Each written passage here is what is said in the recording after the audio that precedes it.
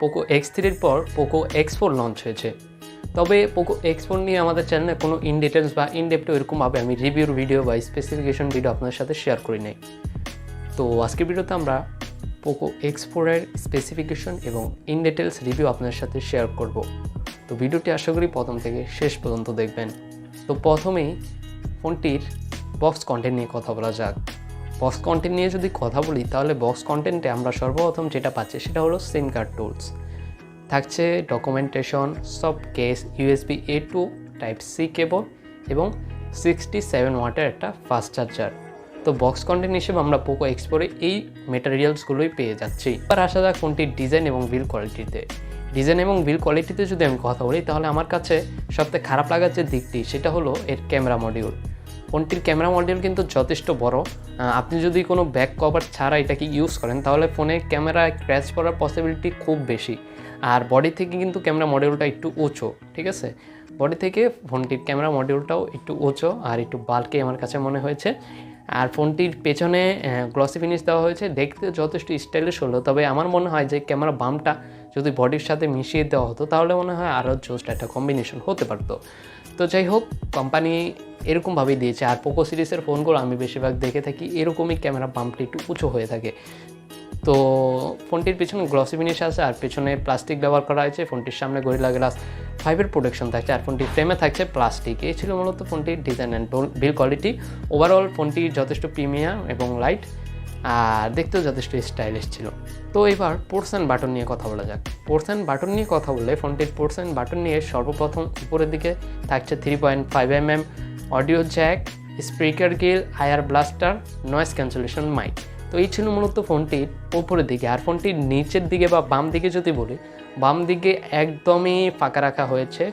কোনো ধরনের মেটেরিয়ালস বা কোনো ধরনের অপশন বা আদার্স যেটাই বলেন, কোনো ধরনের কোনো পোর্টস বাটন ছিল না। আর ফোনটির ডান দিকে ছিল ভলিউম ব্রোকার এবং পাওয়ার বাটন। আর ফোনটির নিচের দিকে ছিল SIM card slot, USB Type-C পোর্ট, মাইক্রোফোন, আদার্স স্পিকার। আর তাছাড়া এই ফোনটিতে কিন্তু স্টেরিও স্পিকারেরও সাপোর্ট রয়েছে। তো এবার যদি ফোনটির ডিসপ্লে নিয়ে কথা বলি তাহলে ফোনটিতে ব্যবহার করা হয়েছে 6.67 ইঞ্চের একটা FHD প্লাস অ্যামোলেড ডিসপ্লে, যার রিফ্রেশ রেট থাকছে 120 হার্জ এবং 3000 মানে 360 হার্জের টাচ স্যাম্পলিং রেট থাকছে। আর এটার প্রোটেকশন হিসেবে থাকছে কর্নিং গরিলা গ্লাস 5। তাছাড়াও থাকছে 200 নিটসের পিক ব্রাইটনেস, ইনডোর আউটডোরে খুব ভালো একটা ব্রাইটিং কালার আপনাদেরকে প্রোভাইড করতে পারবে এই ডিসপ্লে। তো এই ফোনটি মূলত গেমারদেরকে টার্গেট করে তৈরি করা হয়েছে। তো কম বাজেটে যারা গেমিং করছেন তারা কিন্তু এই ফোনটা নিতেই পারেন। তো পারফরমেন্সের কথায় গেমিংয়ের কথা যেহেতু বলেই ফেলেছি, তো এবার পারফরমেন্স নিয়ে কথা বলা যাক। পারফরমেন্স নিয়ে কথা বলে এই ফোনটাতে ব্যবহার করা হয়েছে স্ন্যাপড্রাগনের 695 5G প্রসেসর। আর এর র্যাম ভেরিয়েন্ট থাকছে LPDDR4X আর রম ভেরিয়েন্ট থাকছে UFS 2.2। ফোনটি আপনারা বাজারে দুইটা ভেরিয়েন্ট পাবেন, 464 এবং 128। তাছাড়াও ফোনটিতে রয়েছে 5000 mAh একটা ম্যাসিভ ব্যাটারি। আর যেটার কথা যদি বলি তাহলে আপনারা এই ব্যাটারি দিয়ে নিম্নে 2 দিন কাটিয়ে নিতে পারবেন হালকা পাতলা। আর যদি হেভি ইউজার হয়ে যান তাহলে আপনারা 1.5 দিনের মতো ব্যাটারি ব্যাকআপ পেয়ে যাবেন। আর তাছাড়াও এই ফোনে কিন্তু 67 ওয়াটের ফাস্ট চার্জিংয়ের সাপোর্ট থাকছে, বক্সের ভিতরে অ্যাডাপ্টারও থাকছে। তো একটু যদি স্ন্যাপড্রাগনের 695 চিপসেটটা নিয়ে কথা বলি তাহলে এই ফোনটা যেহেতু 695 ব্যবহার করা আছে, অবভিয়াসলি এটার ভিতরে আপনারা ভালো একটা পারফরমেন্স পাবেন, ভালো একটা গেমিংয়ের পসিবিলিটি পাবেন ফোনটাতে। আর ফোনটার আন্তত এবং বেঞ্চমার্ক স্কোর হলো 3,80,131। আর তাছাড়াও এটা যদি গেমিংয়ের কথা বলি, PUBG, ফ্রি ফায়ার, আদার যে কোনো গেম আপনারা ভালোভাবে চলে যাবে। তবে অনেক সময় একটু ড্রপ করতে পারে, সব ফোনেই করে। তবে এই প্রসেসরটা আমি যথেষ্ট যে রিভিউ পেয়েছি গেমিংয়ের ক্ষেত্রে এই প্রসেসর কিন্তু খুবই ভালো পারফর্ম করে, ঠিক আছে। তো তাছাড়াও গেমারদের জন্য একটা মেন দিক হলো সেটা হলো টাচ স্যাম্পলিং রেট।